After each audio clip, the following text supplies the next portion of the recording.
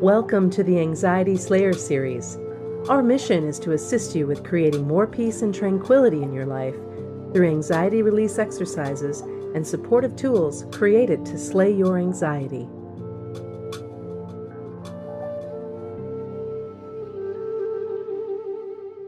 Today's Anxiety Slayer podcast is brought to you by the Anxiety Slayer Academy.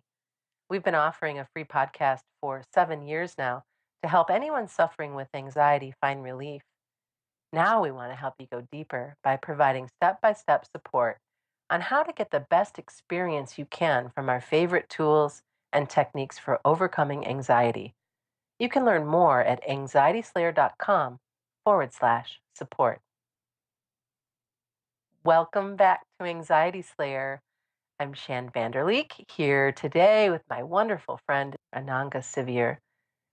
And we come together weekly on Skype to share Anxiety Slayer sessions with you and answer listener questions from our inbox and Facebook page. Together, Ananga and I share a powerful collection of techniques to reduce anxiety.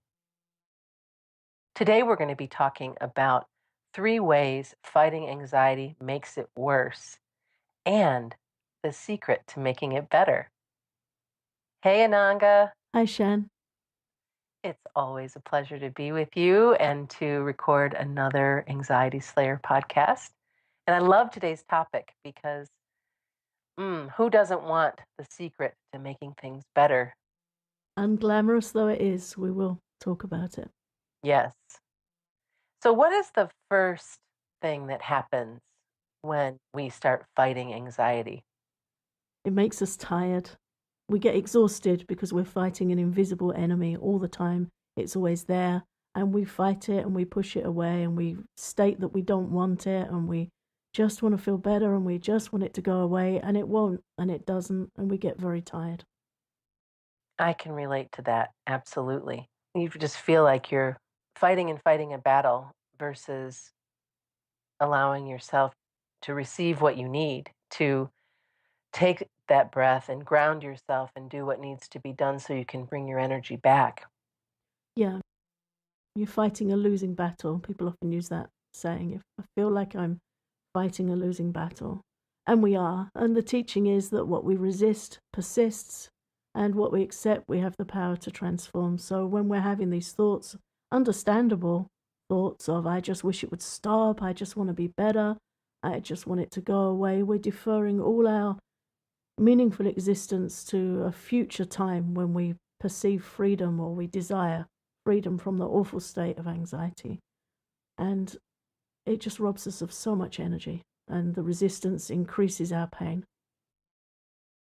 And you've talked over the years about the 2 arrows teaching. Can you tell us a little bit more about that? Yeah, we were talking about this in a workshop on Sunday. It's one of the most helpful things I've ever learned, and I learned it from Vijayamala Birch, who we've spoken about before, is a wonderful teacher on mindfulness, and her specific area is pain, really serious daily pain, and how to use mindful awareness to overcome it. And she talks about this Buddhist teaching of the 2 arrows. So the first arrow is the thing, the actual thing, whether it's physical pain or emotional pain or anxiety. It's the fact of it. It's the arrow that pierces our body. The second arrow is really where the stress comes in. It's the suffering over our suffering. It's where the mind goes by default, where we're witnessing the pain and looking at the pain, looking at the anxiety, and then we start wishing it would just stop. It would just go away. We start thinking about all the things it's stopping us doing, how awful it is. So that second arrow is the arrow of emotional awareness that goes on the pain and just amplifies it and describes it in all its horrible glory. What Vijayamala teaches is that when we just stick with the original arrow and learn to develop some tolerance for it, although it's not an easy thing to do, but if we make that our intention and that's what we work with, then we're left with 1 degree of pain instead of the pain and all its resultant exploding emotions. It really plucks the drama out of what's going on. It does. So that if I accept what's happening and I know how to best care for myself, this is the best I can do right now. and to remember and to continue to tell yourself that, so that you don't go off and create all of these other stories that brings that second arrow to life. Yeah, and the mind will do it. It will default to that second arrow.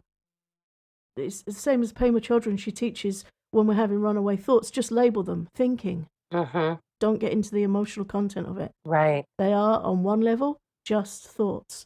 And the same, you can have these, second arrow thoughts. That's the second arrow thought. Okay, and just start noticing them and labeling them. And from that, you start to contain them and have less of them. And then you're dealing with the original arrow, which is hard enough. But it's the second arrow that really makes a whole mountain out of our suffering. Mm. And another way that fighting anxiety makes it worse is it can steal the moment. It can take the present moment away from you, which really is the only place where we can heal and make good choices for ourselves. It takes it right away. It does, which is it's a grand theft. It's a big deal. Either we will have ourselves in the past lamenting and regretting over past mistakes, past situations that we wish had just played out differently, but they're done and they're gone. It's happened. And the mind will go and chew over those, or it will throw us into the future projections of conflict, illness, loss, adversity. What if this happens? What if that happens? But right now, none of those things are happening. The past is past, the future is future. And if we can just take a breath and say, right now, I'm here and I'm okay. Even if it isn't as okay as we'd like to be, we're not in those places of the projections that we're creating or the past that we're reeling from. Right here, right now, I'm okay. Feel your feet on the floor, take a deep breath, drop your shoulders, and be in the moment. Enter into that place from which you can start making choices to help yourself feel better.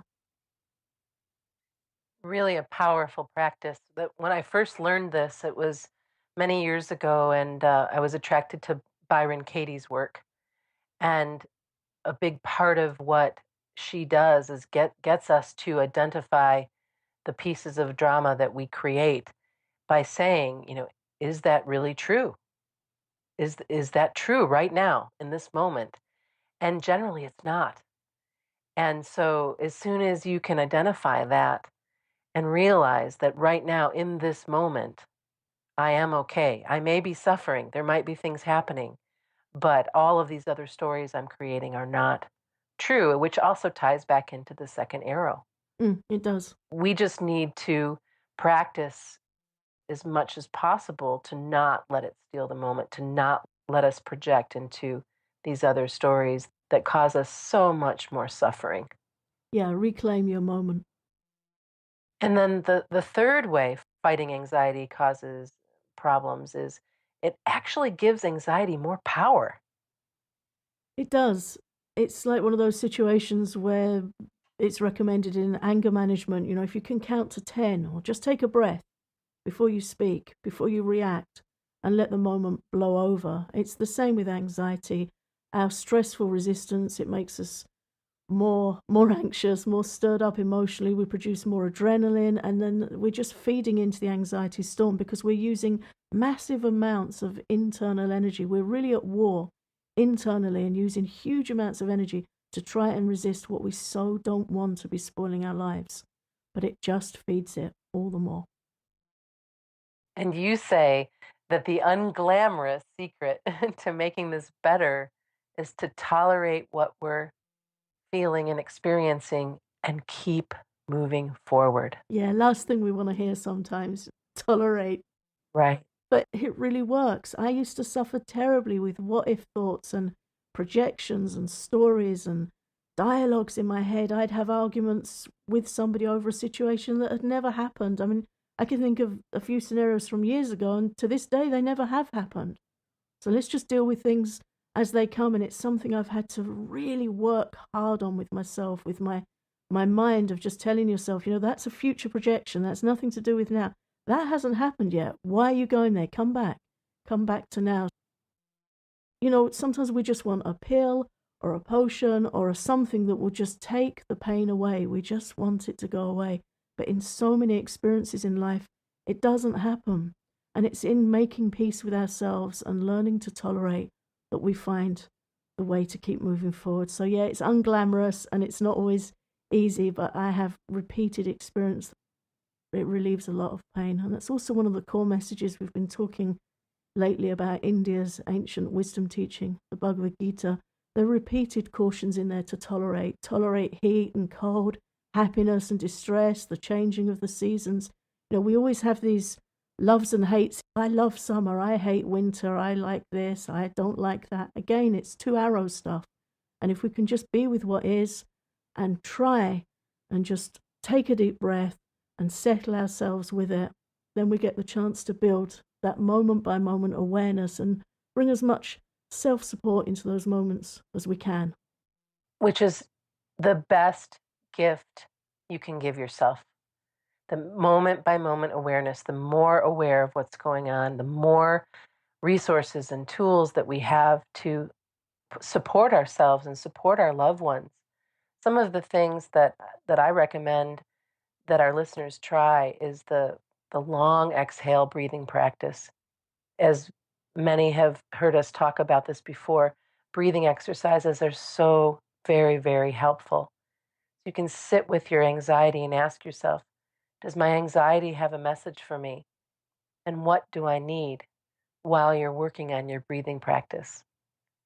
We talk about journaling and the importance of getting all of your thoughts out of your head and in a place where you can observe them.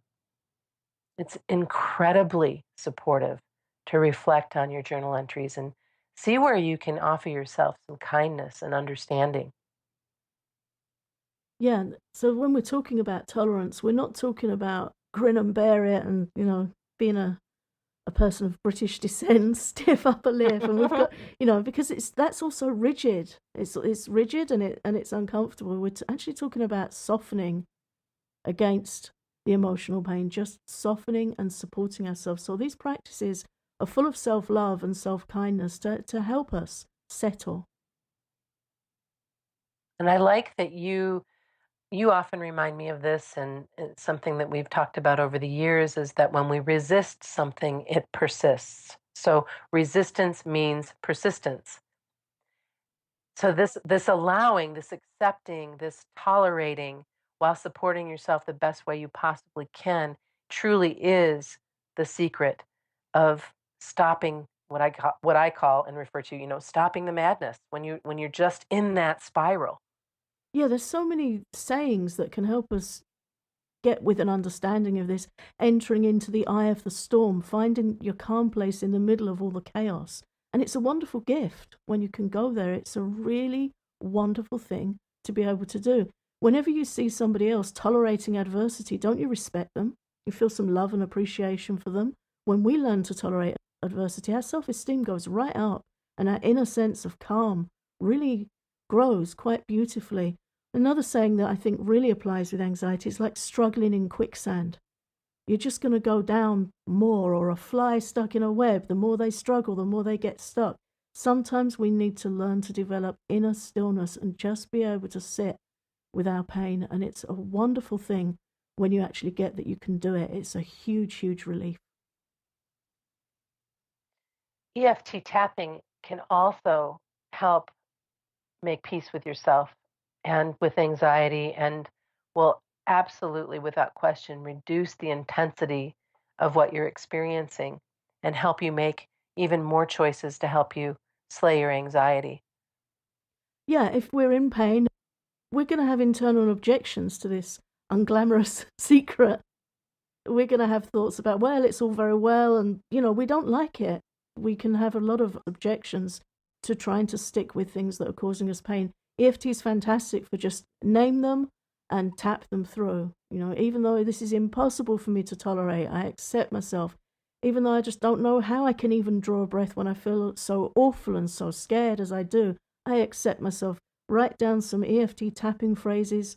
Go to our website, anxietyslayer.com/EFT, and work your way through with the diagram and help yourself make peace with the parts of you that are really struggling with anxiety.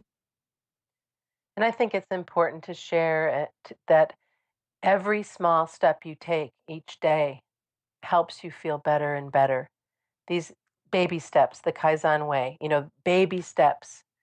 Get comfortable with each of these areas. Find out what works for you, what makes you feel the best. And then all of a sudden, you have all of these choices, and they're all supportive and loving and sweet so that you can move beyond what you're feeling right now, what you're experiencing right now with as much love and self support as possible. Yeah, and in time will pass and anxiety will settle, and you will get the chance to rest, regain some strength, and instead of daily battles which exhaust you, you start to practice daily acts of kindness which support you and nourish you. And over the passage of time, you can look back and find yourself in a completely different place where you're much more peaceful and self respecting and confident. And again, keeping the journaling in mind will really help you develop those steps forward and monitor your progress. Thanks so much for listening to Anxiety Slayer. We hope you found this episode supportive, and we invite you to visit the Anxiety Slayer Academy at anxietyslayer.com/support to learn more about so many of the techniques and teachings we talked about today.